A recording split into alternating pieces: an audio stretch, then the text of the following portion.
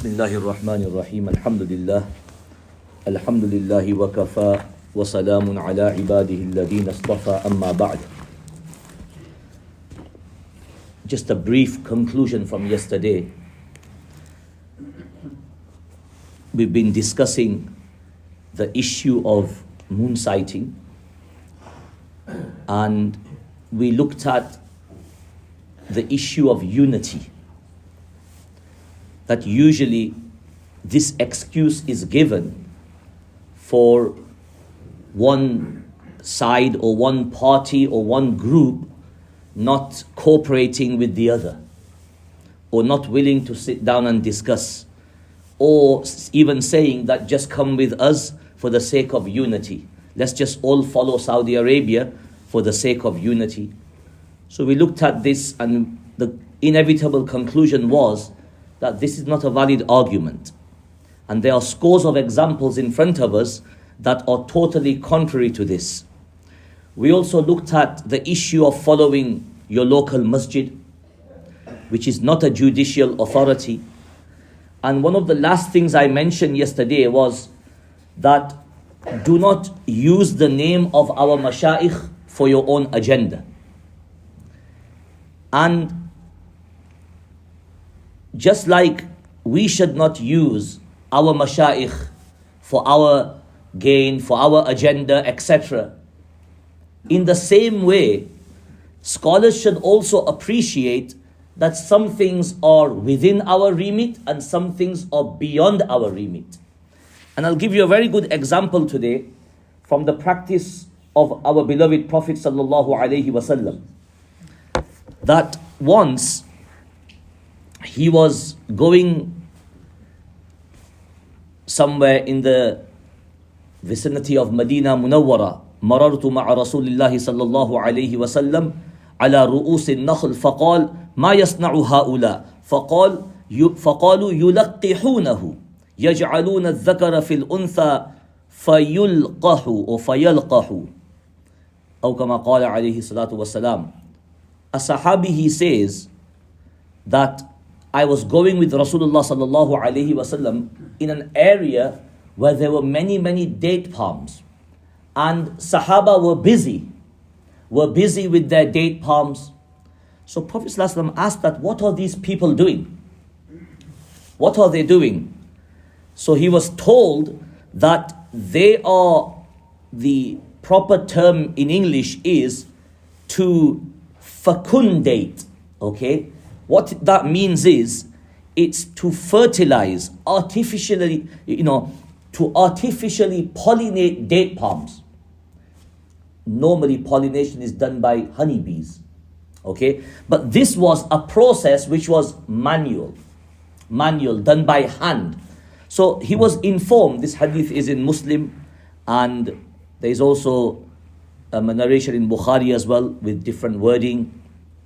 So he was informed that this is what they are doing. Now, there are several narrators of this incident. You've got Aisha radiyallahu anha, you've got Anas radiyallahu anhu, Rafi' bin Khadij, Jabir bin Abdullah radiyallahu anhum.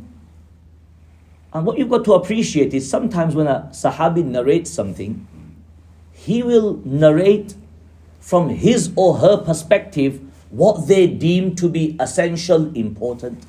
So they might sometimes leave out some detail, which you might find in the hadith of another Sahabi, because he deems that detail to be relevant, etc., etc. So when Prophet ﷺ asked what are they doing, and he was informed that they are basically pollinating the palm trees but artificially. So he then just made a passing comment. To those who were around him. He said that ما أظن يغني ذلك شيئا. I don't think this is really going to benefit. Okay? It was, maybe a off-the-cuff remark. And maybe, if you look at the wording, maybe he meant that without the izn and hukm of Allah subhanahu wa ta'ala, this is not going to benefit you. Maybe that was what he referred to. Anyway, this message reached the Sahaba who were pollinating, who were doing work on their date palms. So they thought, Rasulullah sallallahu alaihi wasallam has said this, so we're not going to do this anymore. So they stopped this process of pollination. What happened is, when the crop came, when the season came and the time came to reap the harvest, as we call it, the crop was very poor. It had declined and diminished by a large quantity. So what happens is, Prophet ﷺ was informed about this. Prophet ﷺ was informed. So Prophet ﷺ on that occasion said that in kana yanfa'uhum dhalika falyasna'uhu fa inni innama dhanantu dhannan fala tu'akhidhuni bidhann walakin idha haddathtukum 'anillahi shay'an fakhudhu bihi fa inni lan akdhiba 'ala Allahi 'azza wa jalla. So Prophet ﷺ on that occasion he said that if this pollination is benefiting you, falyasna'uhu, you should do this. You should continue with this. And then he said, inni dhanantu dhannan, I just expressed a thought. On that occasion when I came and I said that ma adhunnu yughni dhalika shay'an, I don't think this is going to benefit much. I just expressed a thought.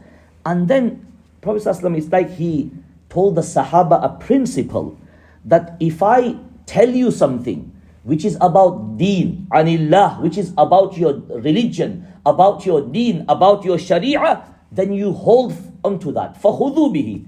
And because I will never ever tell a lie against Allah subhanahu wa ta'ala. And like we looked at the Quran verse yesterday, وَمَا يَنْطِقُ عَنِ الْهَوَىٰ. And from other narrations, we also learn, Prophet ﷺ said that, إِنَّمَا أَنَا بَشَرٌ, I am merely a human.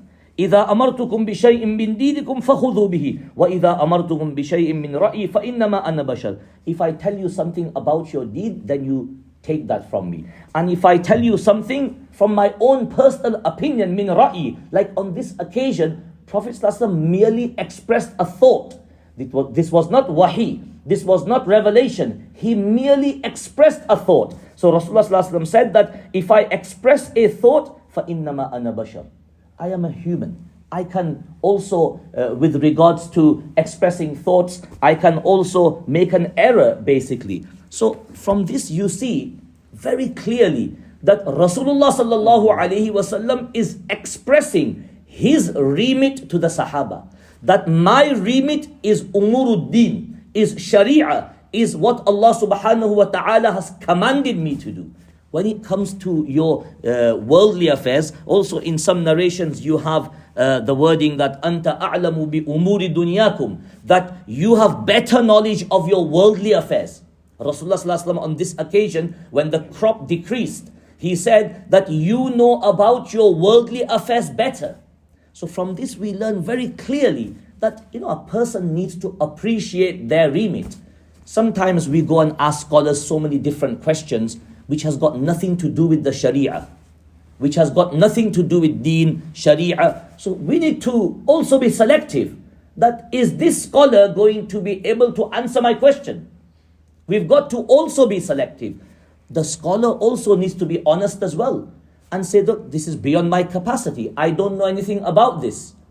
And even if they give some mashwara about something which is from umuru dunya, from worldly affairs, they should have a disclaimer that this is to the best of my knowledge. This is to the best of my experience. So this is a very good example of Rasulullah sallallahu alaihi wasallam very clearly stating to the Sahaba that when it comes to umuruddin, you take from me. There is no compromise in that. When it comes to umurud dunya, then I sometimes will express thoughts. And innama ana bashar, I am also human, and I can also make an error with regards to expressing worldly thoughts, etc. Moving on, yesterday some brothers were asking me after yesterday's discourse that, why are people not getting together around the table and,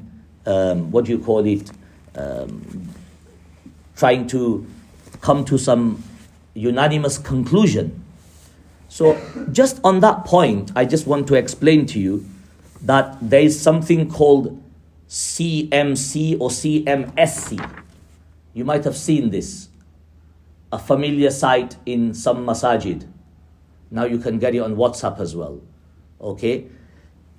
CMC or CMSC refers to Central Moonsighting Committee of Great Britain. When the split happened in 1986, 1987, okay, almost 37 years ago, because it says, this is this Ramadan's, it says year 37 on here, okay?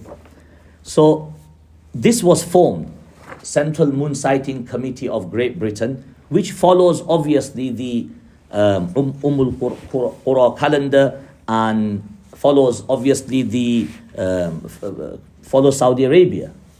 So have efforts been made to contact CMC? Yes, they have. Many efforts have been made. I'll just give you one example. There is a scholar in Blackburn, Maulana Hanif Dudwala. You might have heard of him. Over the last 4-5 years, he has made a lot of effort to contact the few scholars who are, the senior scholars or the powers that be at CMC. And he went to personally see them in 2018 and again in 2019. And his demand was very simple. Maulana Hanif's demand was very simple. Why don't we come round the table and review everything? In particular, review the criteria of starting Ramadan, Eid al-Fitr, etc., starting the Islamic months basically.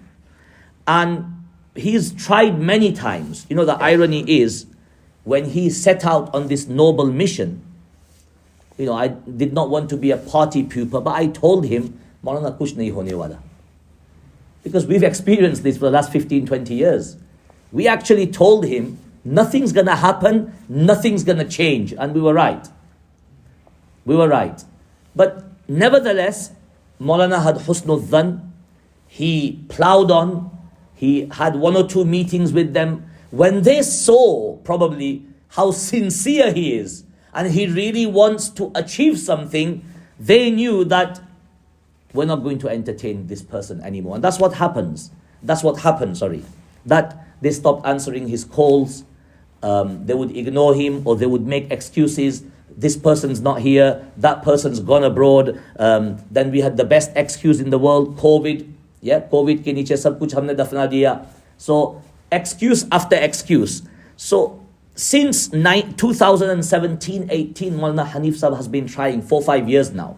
Okay, and the bottom line is, the conclusion is, he has not been able to engage with them, unfortunately. And just yesterday I messaged him that I will be mentioning you in the Fajr discourse. And I said to him, if you got any new information, please send it to me. So there is really no information. Maulana Hanif Sahib now feels that individual masajid and imams, they need to stand up and make their own individual decision. Although I will differ with that and I will come to that. Basically, he was saying that they should review the criteria, have an AGM and put it forward to the musallis of the masjid. Something else he mentioned to me is that usually, some of the nonsense that has been coming out of CMC over the last 15-20 years is just amazing. I'm not hesitant to use the word nonsense. Some of the reasons they have quoted for following Saudi Arabia, etc., etc. They have only eaten a bit of humble pie recently when it has become crystal clear that they are following nothing other than the Qura calendar. And they actually issued a letter. I've got a copy of it, and unfortunately there's no date on it, but it was a good maybe 10 years ago, maybe slightly more. They issued a letter saying, when they had these problems. I remember I told you that Saudi Arabia officially claims to have moon sighting for the 4 main Islamic months. Muharram, which is the beginning of our Islamic year, for Ramadan, for Eid al-Fitr and Dhul Hijjah. That's it. For the rest of the 8 months, they blatantly say that we follow the Qura calendar, although they follow Qura for all 12 months. Okay, so when CMC started to have problems, when is the first of the month? Because there is no official communication coming out of Saudi Arabia. I showed you just, was it yesterday, a copy of the fax from Morocco, that we get a copy of a fax from Morocco every month. regarding the start of the Islamic month, and this has been going on for last 40 years. Last 40 years. We can give you 40 years of faxes, basically. There's nothing like that coming out of Saudi Arabia. So CMC now had a big problem. When is the first, for example, Rajab? When is first Dhul Qa'dah? When is first of Safar, etc.? This became a big problem. So they reluctantly had to admit that we are following the Qura calendar, and they even tried to justify that as well through in that letter with lots of nonsense, which doesn't even make sense, which does not even make sense. And the person who wrote that, I just don't know who it was and what they were thinking. I've got a copy of that if somebody wishes to see that. So CMC, people have tried to contact them over the years. However, they totally budge. The other thing what you need to appreciate is, how many people had heard of CMC? Tell me. Nobody. Exactly. Yeah? CMC is basically nobody, really. They don't have any clout. CMC are benefiting from the default position of our masajid. Yeah? The oldies will know about CMC. When I say oldies, the one who are maybe over 65 years old, okay, they might know about CMC. Everybody is sitting here. Anybody is sitting here who knows about CMC? Come on, put your hands up. Okay? Don't worry, we won't, declare you as a loyal Saudi follower or something. Okay? Basically, people haven't heard of the CMC. CMC really is nothing. They have no clout. And that's the point I want to make today. That they are simply alive because of the default position of the masajid. Let's just take Preston for an example. All our Deobandi affiliated masajid, all of them, they follow Saudi Arabia.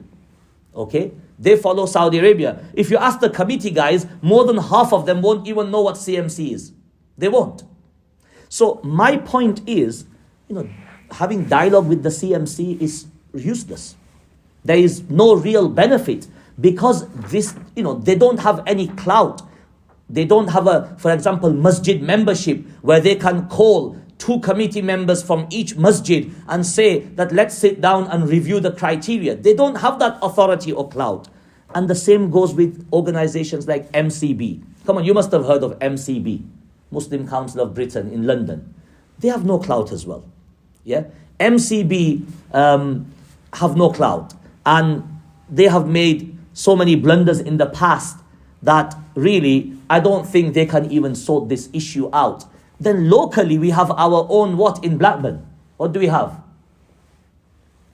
Our own umbrella organization. Come on. So you've not even heard of that. Lancashire Council of Mosques. Come on, you must have heard of that. There's something called the Lancashire Council of Mosques. Again, I don't think they can achieve anything. In fact, there is a saying in Urdu, Jiska khao, uska gao. I don't know if you know what that means. Jiska khao, uska gao. I'll just give you a small example of Lancashire Council of Mosques, where we had a little run-in with them. In COVID, March 2020, we went into lockdown. Okay? All the masajid, madaris, everything was closed. So everybody appreciated the issue. We kept the madrasa shut, masjid shut, everything went online. We were teaching through Zoom, etc. Then in September of that year, 2020, almost 2 years ago now, everything kind of reopened. If you remember, there was a phased opening of masajid from July, if you remember. So from September, the schools opened and everything kind of went a little bit normal. Then if you remember, around November 2020, there was a bit of pressure on the masajid to close again because of rising cases.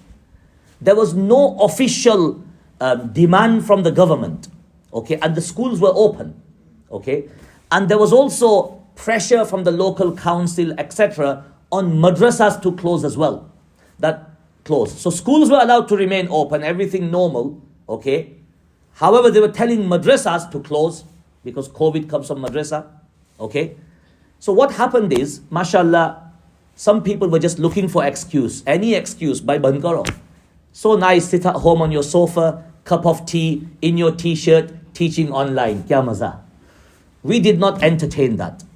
in Al-Ansar, alhamdulillah, our madrasa continued as normal. And we had a lot of pressure from the council, etc. But what we did was, we did our due diligence. We wrote, first of all, we took advice from a solicitor, and then we wrote a letter to the council and the police, and we told them that we are open, and this is the reason we are open, under this particular legislation. And we quoted the legislation. You know, there's two things what I learned in COVID. Legislation versus government guidance. Government guidance, you don't have to follow that. That's like mustahab. Legislation is farz. Legislation is what matters. Legislation, if you don't follow that, that's what will get you into trouble. So we quoted the relevant legislation and said, because of this legislation, we are open. If you feel that we should not be open, can you quote the relevant legislation? We had no answer from them. They rang us, emailed us for, to talk about everything else, that it's better you close, public advice, this, that and the other. Okay? While Boris Johnson was having his parties in Downing Street, telling madrasas to close. Okay? I knew that sooner or later, inshallah, we will be proved correct. And we were, alhamdulillah. It was the best decision, the correct decision to remain open. And the other thing is, you tell me how many children died because of COVID in the UK. Hardly any. Nobody, in fact, I think. Anyway, and we had a lot of other processes in place as well. That if you were from a vulnerable family, we gave them advice, everything. It wasn't just a decision to keep the madrasa open. Anyway, what happened is, there was one girl in our madrasa who was going to the primary school in Fulwood and Cadley. Okay? So her teacher found out that she's going to madrasa, her class teacher. So she said that, oh, I don't want this child in my class. What nonsense. I don't want this child. Why? Because this child is exposing herself to different, do you remember that word, bubbles? Yeah? This child is exposing herself to different bubbles. She's bringing in COVID to the school, basically, in other words. Okay? She's a problem. She's a hazard, basically. So this teacher started to kick up a fuss. The other thing you probably learnt about COVID is that jo bhi kaam ka chor tha na, yeah, they were looking for any excuse. The kaam chor were looking for any excuse to duck and basically take a back seat and, live on furlough. Basically, that's what they were doing. That's what they were trying to do. So this teacher, she actually took it so far that she actually contacted the union. Anyway, the school sent the mother an email that basically, your child is going to madrasa, they should not go to madrasa, and blah, blah, blah, blah, blah. Okay?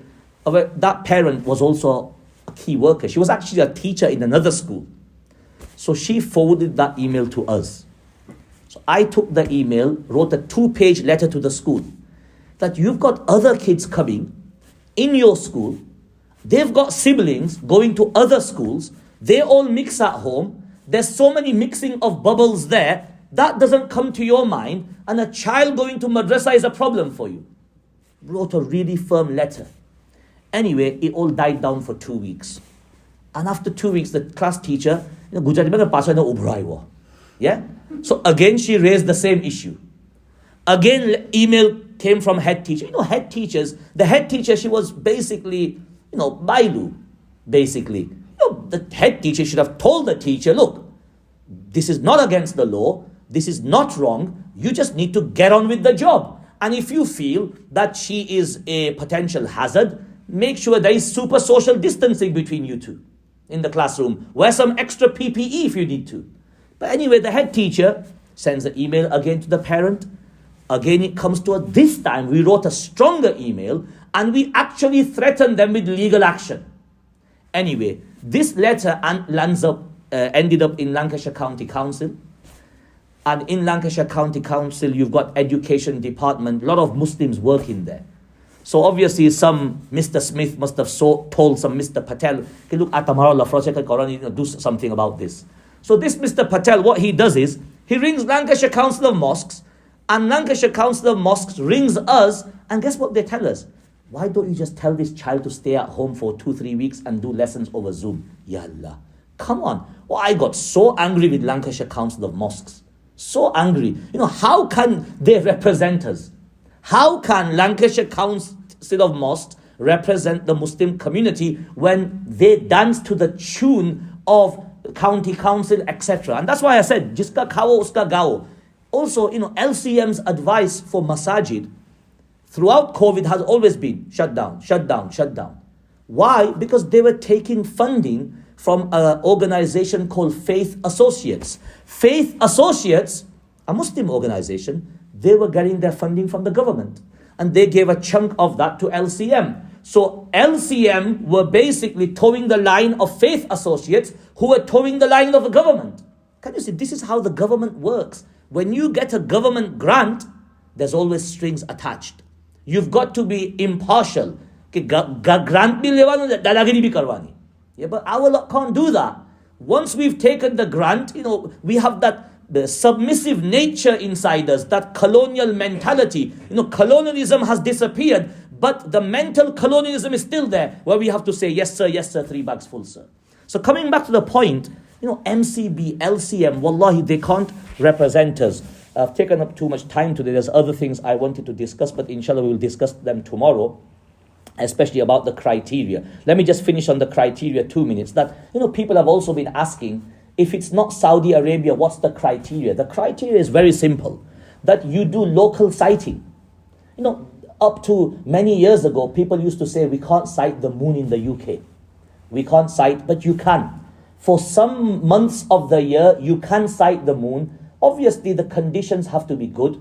The conditions have to be good. So first criteria is local sighting. People need to form groups in cities, and they need to go out, to certain locations which are high up on a high elevation, etc. A really good location is Blackpool. Why do you think Blackpool's a good location? Tell me. The sea, yes. Okay, Lytham, St. Anne's, Blackpool, these are really good locations. So there should be local sighting. After local sighting, there should also be something called designated zone. Now, this is the criteria of an organization called Wifaqul Ulama. You might have heard of Wifaqul Ulama. This is their criteria. That first, we resort to local sighting on the 29th of each month. If on the 29th of each month, we can't sight the crescent in the UK, then we will see that are we getting any credible news from our designated zones. And in designated zones, it's Morocco. It's Morocco, basically. Although South Africa is also part of a designated zone. But I'll just give you an example. In the last 5 years, they've only taken news from South Africa once, because we've got Morocco on our doorstep. We've got Morocco on our doorstep. So basically, that's the criteria. That local sighting, and then if we can't sight the moon, we go to designated zone. Somebody might say that, why can't we just stick to local sighting? Okay? Why can't we just stick to local sighting for 12 months of the year and not have a local designated zone? Meaning we don't take any news at all from Morocco. That would actually bring problems. Because of our geographical position, we are at a high latitude. Like I said, some months of the year, the moon can be sighted quite easily. That's if the weather conditions are good. And some months we can't sight the moon. And when we can't do that, on a consistent basis, 2-3 months in a row, etc., that's going to cause us a lot of problems. Is it 29? Is it 30? So we have to have a designated zone. Otherwise, we will, probably fall behind in the moon sighting. That's why we've got to have the designated zone. So inshallah, we will continue with this tomorrow. Jazakallah, subhanakallahumma bihamdik.